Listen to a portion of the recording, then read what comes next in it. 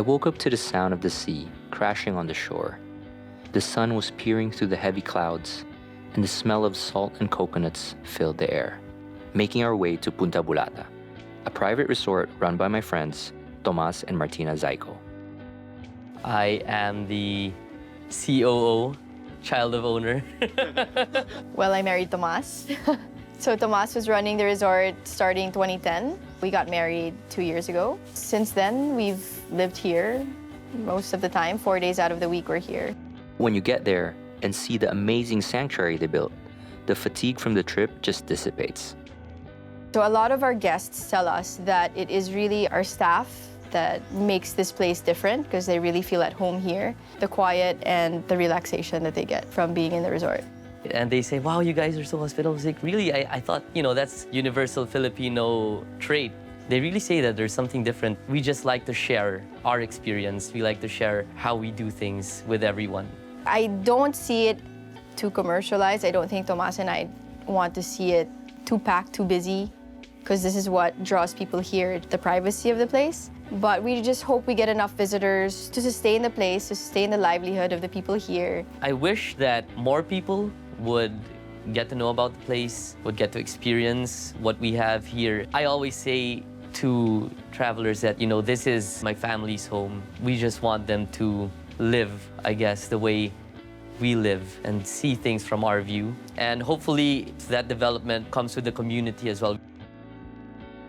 Tomas and Martina Zaiko used to live in the hustle and bustle of the city, but decided to take the plunge and embrace slow living by the sea. I lived in Manila for around 8 years. Sort of how your day moves is much more relaxed here in the province. You have so much more time for family, for your hobbies, for yourself, for your friends. I haven't looked back. Of course, we don't have the movies, we don't have the restaurants, but we really enjoy staying in the beach most of the week. Myself personally have been able to spend more time reading, exploring certain things that I didn't have time to do in the city. I think it's brought Tomas and I a lot closer because it's really just the two of us here together all the time. Well, I feel much younger since I moved back, being one with yourself, one with the environment around you, being engaged in whatever it is that you're doing. It just gives life more meaning. Even if there isn't any surf in Punta Bulata, there are a lot of other water activities to do. I got the chance to paddleboard around the coast. It's a different kind of experience. Your mind gets into this zen state wherein all your attention goes to the water gently hitting the paddle and the board gliding serenely on the calm sea. I got the chance to learn about the advocacy of Danjugan Island and its conservation efforts. I've been here a few times, but that was a long, long time ago. That was over a decade. Welcome home. Welcome back home. It's good to be back. So Danjugan Island is a wildlife sanctuary. The whole island is a private protected area. It's owned by the Philippine Reef and Rainforest Conservation Foundation. On Danjugan, what we usually do is to just enjoy our quiet time with nature. We don't have the big parties. What we really prioritize is the connection of humans to nature, to understand it better, enjoy it without destroying it. Okay, I'm curious about these sharks. Do they live in this area or? Blacktip reef sharks are just found in shallow reefs. Here, like in front of Typhoon Beach, sometimes you're just sitting at the beach and they're on the shore. Are they aggressive? No, we're more aggressive. From what I hear, sharks are afraid to come to the Philippines because we blow them up. There are more people who die from lightning than shark attacks. They don't like humans. They don't eat humans. Although in Australia, the surfers get attacked a lot because we're encroaching in their habitats. In the news, when a surfer gets bitten by a shark, it's called a shark attack. If you're talking to me, I'm the kind of person who wouldn't call it a shark attack. It would be a defense. right. I was amazed by how relentless and inspired they all were to preserve such a beautiful island. Danjugan connects people who understand conservation work and understand why we need to protect our environment, our habitats, and the species. Sobra pong nagbago yung buhay ko po dito. Dito po ako nag-training sa lahat-lahat. Scuba diving, bird guiding, nag-ref check din po. Marami po talaga ako na-experience na hindi ko na-experience doon sa mainland. Nagpapasalamat po talaga ako dito sa Danjugan Island. Nagbago ang buhay ko. It's a spot where people come, even just disconnect from technology and talk to each other. and commune with nature. The peaceful, the serenity, the unity. Danjugan kind of introduced me to myself almost. Danjugan also made me love myself more. It is important for our generation not to keep destroying our planet. We need to stop, think, and really understand what our actions mean for the future. We can reverse climate change, we can recover our fish stock, we can have healthier food, we can still heal the soil that was poisoned by chemicals if we do something now. And that's why it's important that we're doing what we're doing. I was able to explore the island and see how the ecosystem works. We visited 2 lagoons. On the second lagoon, on top of the cliff, there was the bat cave. When we peeked, geez, like 1,000 bats. Some were sleeping, some were flying around. Ram said the bats that were flying around were protecting the bats sleeping because there was a predator. And he said that the bats, they're not aggressive, they're good for the environment because their guano is good fertilizer. After that, Nika and I went out and we did some kayaking, and we've been to so many places. They're all lovely, they're all beautiful, they're all moving. But on this trip, it's just special. Maybe because I'm from here, and maybe because it's home and there's no place like it. Very well preserved. Everyone's so into what they're doing here, passionate about marine conservation, about the environment. It sort of like rubs off a little bit. It was such a treat to be able to cook in a scenic spot, overlooking the ocean, and prepare a meal for the locals living in the island. The community, they're very sincere. When you get a vibe like that, you even want to cook for them some more, like make it extra special. This deck is beautiful. By the cliff, on their bamboo sunset lounge, overlooking the Sulu Sea. Parang hindi talaga trabaho eh. It's unreal what we're doing. To top it off, you serve all these people that run this island, and then when they taste it, they really like it, and you're like a little kid jumping inside. I've always wanted to hang out on this lounge. I never got to. Here I am cooking for the entire staff of Danjugan Island. It's amazing.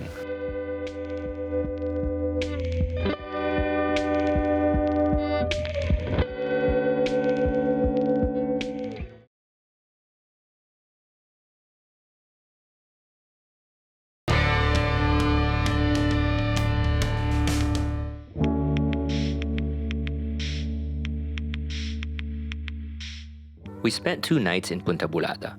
On our first day, Tomas and Martina brought us to the market to look for ingredients for lunch and dinner. So we're here at Sipalay Market. Sipalay is about 4 hours away from Bacolod. Tagbilang lang ka. Saan yung kadyos? Di ni siya namin lutuon. Kadyos in English is green peas. There's a pork with kadyos dish. Ay, kangkong. Patayang kangkong. Sige, mukha mo ko ni. Mukha ko laurel. Pili ko, isang mayo-mayo, bi. Ikaw, bi, pili. 1/2. Actually, they're very generous. Kung 1 kilo lang, they'd make it 1 1/4. Kung 1/2 lang, they'd make it 3/4. $30. I'll take it. Pilang sili? Sige. Basi 1/4 lang, guro. This is estiwitis or achuete. 5 pesos per plastic. We'll go a long way. Pilang kilo? 60. Okay. We have here red banana. I've never had red banana in my life. Sabi nila, mas masarap pa rin daw yung lakatan, yung difference lang yung balat, yung skin.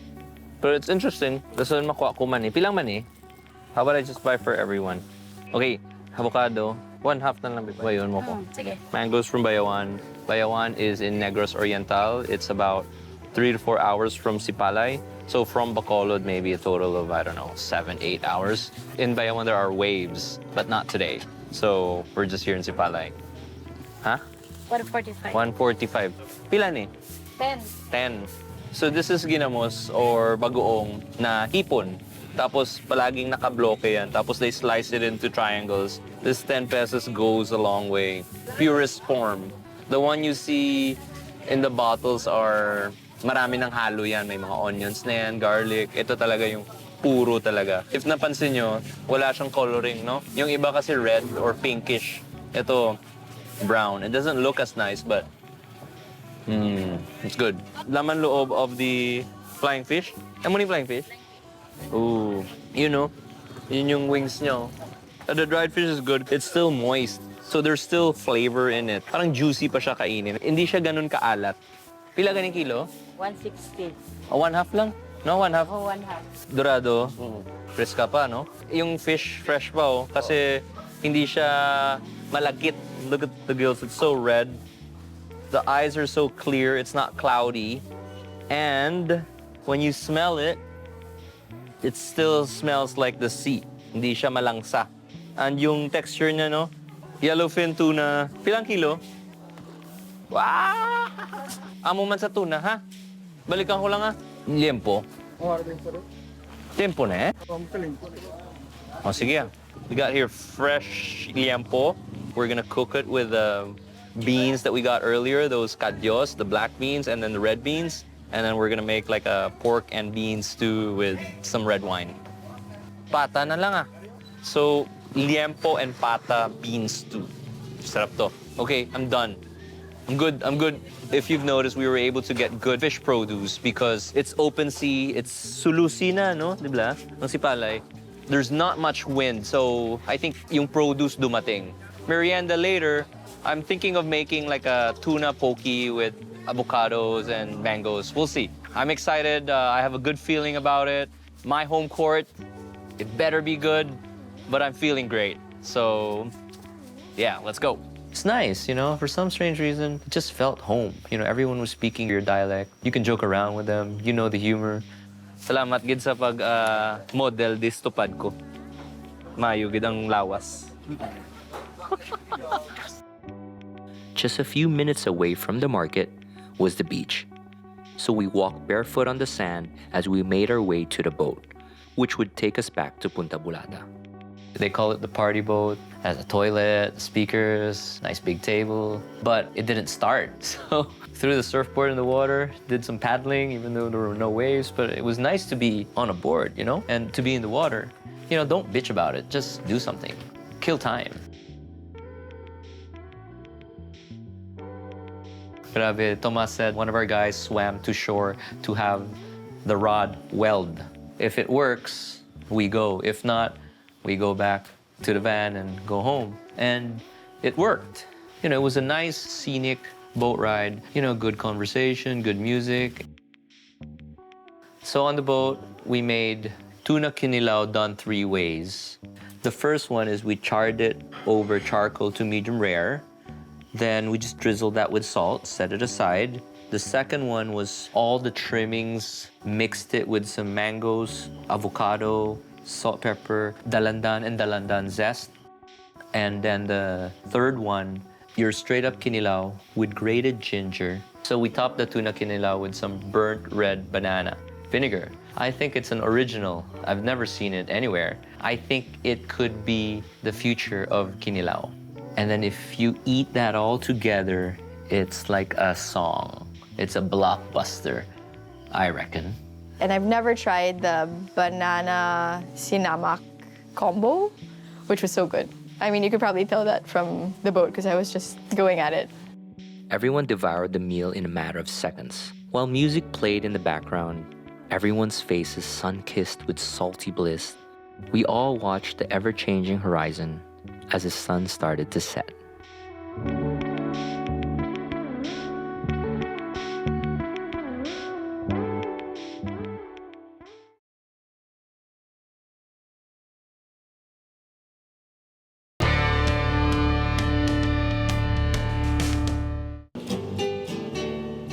So we're here at Punta Bulata. Actually, 10 years ago, I cooked here. Still remember that I was super nervous that time.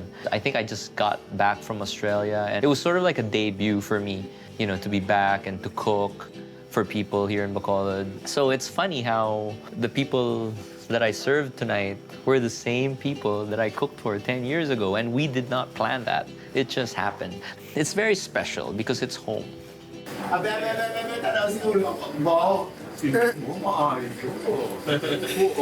can feel the vibes. Seeing JP in our kitchen, it was nice to see that he brought in our crew also to teach them how to cook. It was pretty interesting to see a chef of JP's caliber. He really had no particular plan in mind. It was very spontaneous. As always, I don't know what I'm doing till halfway. But I also felt the pressure because we started at 5:30 and it would normally always take us 3 to 4 hours. Kanina started at 5:30, so 6:30, 7:30, 8:30. Around 9. The people that we fed tonight, they have expectations. They drove all the way from Bacolod to eat here. The pressure was there and I didn't want to disappoint. The oven kept conking out. The skin of the fish was sticking on the grill. Sort of like at the beginning, things weren't going right. And I was super late, and then the guests were hungry. They took a 3-hour drive coming here. So, I apologize for the delay. Normally, we do serve food on time, but not tonight. But I hope it's worth the wait. Pero I know deep down that, I am gonna deliver and I am not gonna fail. No way. At the market, we found salmon, dorado, prawns, lots of ginamos, lots of dried fish. So we had this dorado fish. We grilled some eggplant, pureed it, mixed it with some ginamos, mixed some fish innards that we sauteed in rum. So we made it into like a paste, smothered on top of the fish. I'm actually very proud of that dish, how we were able to come up with it. I just hope that we're able to replicate it in Manila. I made the kadyos or the KBL. Why is it KBL? Kadyos baboy langka. We used pata for flavor and for the thickness, the collagen. If you braise it really long, you melt the fat and that fat becomes sticky or slimy and you don't need to add flour. The rice dish, which was the kalkag rice, basically like baby dried shrimp. We sauteed in garlic, in rum, in grated coconut, and achuete. That's why it was orange. We cooked some kangkong and prawns. So it was on the sweet side because I added cocoa jam and I added a little bit of ginamos. And for saltiness, I added dried fish. With the salmon, it became sort of like Southeast Asian flavors. Kaffir lime, galangal, black beans, olive oil. We saw dalandan. So we put all that, popped it in the oven, and baked it.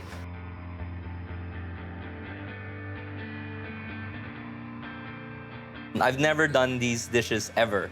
So let's start off with the fried rice, kalkag fried rice with grated coconut and achuete because we're from Bacolod. This fish is the dorado. Everyone says in the market that it's dorado. This pasty thing is a pureed eggplant with ginamos, grated coconut. I added the laman loob or the innards of the fish. My take on a kadyos tonight with a little bit of red wine. We have here a local salmon with Tita Miren's kaffir lime, little bit of tausi, dalandan.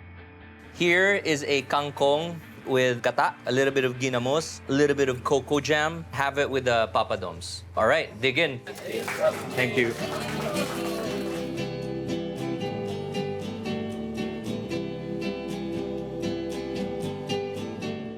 My standout, I think, for me, was the prawns. He used Don Papa, and we really like to promote Don Papa because it's a local Negros rum.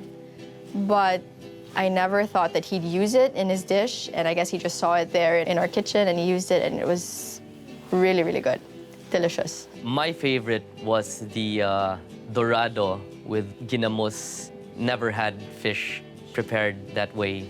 The KBL was also something that stood out. That's a difference between feeding people from home because they know you since childhood. Well, yeah, we see him on TV. Doesn't live here anymore, but can he cook?